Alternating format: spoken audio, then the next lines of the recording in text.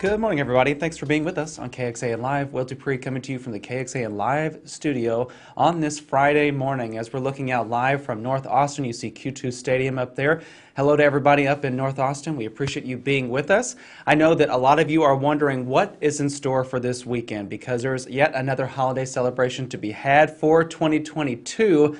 To ring in 2023. And of course, we want to bring you a live update about what's in store for our forecast for this big holiday weekend. So, meteorologist Kristen Curry's here. Kristen, thank you for being here. Good morning, Will. Happy New Year. Happy New Year to you too. I feel like every single month this year I've said I can't believe it's whatever month it is. Yeah. And here we are at the end of 2022. Literally less than 48 hours away. Wow. Okay. It's wild, Yeah. but I come bearing good news. I finally. love that because just last weekend we had such a deep cold snap, and it is a very different story this time. 100%, like 180 difference from what we had going into the Christmas holiday, and I'm excited to bring it to you. So I'm going to first start 30-second forecast on what we're doing today, and then we'll get into New Year's. Sound good? Sounds good to me. Okay, perfect. We begin clouds and radar because I know a lot of us are probably looking outside the window thinking, whoa, it looks like it's going to rain. It's dark. It's cloudy. This will all disappear once we get into tonight. Now, that being said, today is going to be dark and cloudy. We're not going to see a whole lot of sunshine. The reflectivity is that little bit of grain you're seeing right now in the hill country. That's sprinkles. It looks more impressive on radar than it does in person. So don't expect any big time rainfall totals today. Not anything like the thunderstorms that we had yesterday out in our eastern counties. Our rain chances are low. We're talking 10 to 20%, mainly west of I-35. Our temperatures today, a little cooler than what we've seen recently. We go from the 50s to the 60s. At 68 degrees is going to be our high here in Austin. But in general, I mean, it's not too bad, right? Considering we're still above average, this is going to be a mild December day. Now, I want to take you into the rest of the day because you'll notice a little more green pops up late this afternoon. But then watch as we go from 6 p.m. onwards. I mean, everything quickly clears west to east. We start our New Year's Eve day clear, sunny, and dry. I mean, there's not going to be anything out there tomorrow that you got to worry about. Our temperatures are going to be in the upper 70s. And then once we get Saturday night, New Year's Eve, into New Year's Day, we're still clear to start New Year's Day, but a little bit more cloud cover comes in on the back half of your New Year's Day on Sunday afternoon. And then eventually Monday is when we have those storms rolling in. The reason I include Monday in on this is because a lot of people have the holiday being observed on Monday, right? So if you have plans Monday afternoon, I would definitely make sure you're staying up to date with this because not only could we see showers, we could also see some thunderstorms in there. And some models are hinting at some of those storms get a little rowdy in our eastern counties. The main severe weather threat's going to be up in the Arlatex region, but it's still close enough to home where Monday could be a little bit of an issue. So it's something I'm going to be watching for, but here it is, this weekend's New Year's Eve forecast for those staying here in Central Texas. We'll get down to 60 degrees on Saturday night, so tomorrow night, that's your midnight temperature.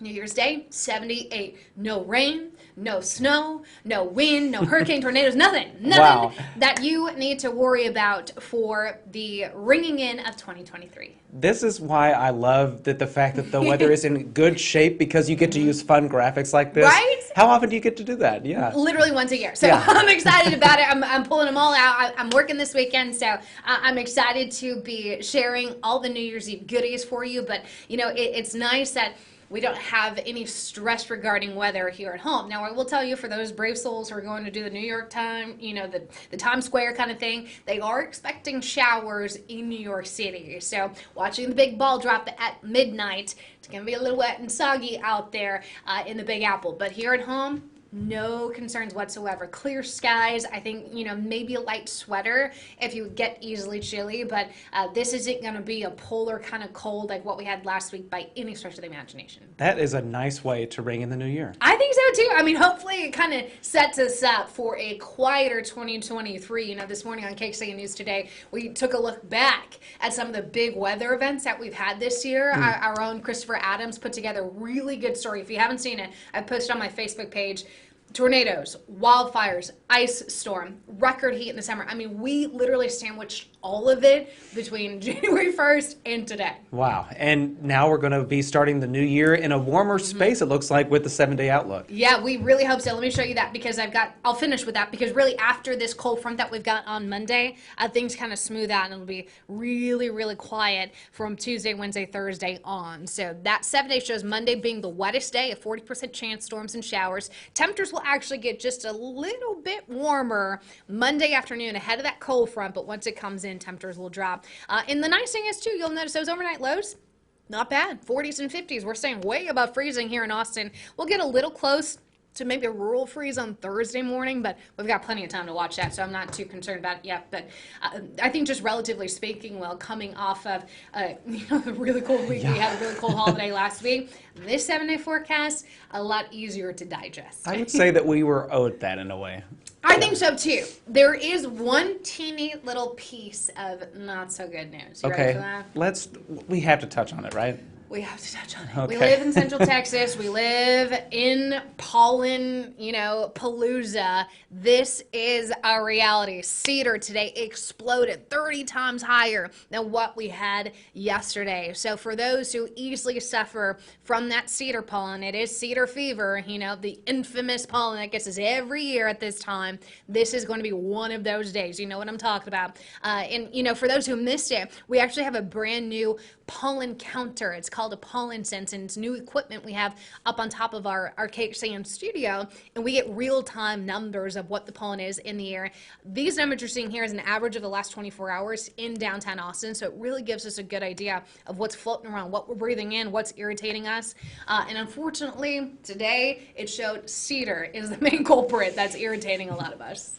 Well, and you can read about and check out video of that new technology we have over on KXAN.com. Pretty cool explainer. Absolutely. Meteorologist Nick Banner wrote up a quick blog about it, kind of goes in depth on why we see it, what we're seeing, and it gives you a link too as to what the pollen counts actually look like. I'm sure many of you have noticed we dropped the numbers and just kind of show you the trends just on the TV graphics. But if you're looking for the nitty-gritty numbers, those are on our website, KXAN.com, and a link to that will be on Nick's post. I know that I've been paying very close attention to it because my voice has been ragged, my nose has been runny, and it's all because of cedar. I've mistaken it for COVID a few times this week, but it's been the cedar. Yeah, bottom line, it makes you feel icky. You know, so this is probably a culprit for a lot of us, the itchy eyes, the sneezing. I feel it too.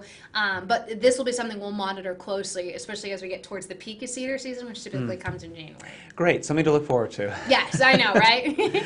All right, well, Kristen, thank you so much for joining us here this morning to share this update, and it's all good news, which I really love. Yes, if we ignore just the pollen and just block it out for one day, really nice New Year's weather. We definitely, like you said, deserve it. So Happy New Year to everybody. All right, everybody. Meteorologist Kristen Curry, thank you so much. Of Happy course. New Year to you. Of course, Happy New Year. All right, everybody. You can read more about the cedar pollen count, what's in store for the New Year forecast. That's all available, as always, on KXAN.com. So please check it out whenever you can. I'm Will Dupree in the KXAN Live studio. We'll see you back here throughout the day with other updates. So please stay with us. Take care, everybody.